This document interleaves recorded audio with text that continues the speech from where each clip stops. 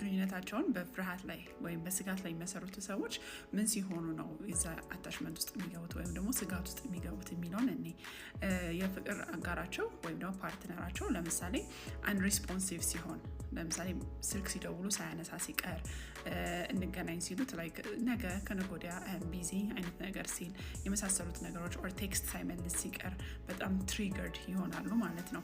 ሁለተኛው ነገር ደግሞ ዲስታንስ ካለ ለምሳሌ ሎንግ ዲስታንስ ሪሌሽንሺፕ ከሆነ በየቀኑ የመገናኘት ላይክ ቻንስ ከሌላቸው and again በየቀኑ አፕዴት መደራረግ የማይችሉበት ነገር ሲሆን በጣም ትሪገርድ ይደረጋሉ ማለት ነው።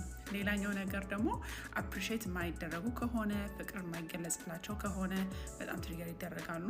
ትናንሽ አርጊውመንቶችም ቢሆኑ ንግግሮች አይጠፉም አይደለ?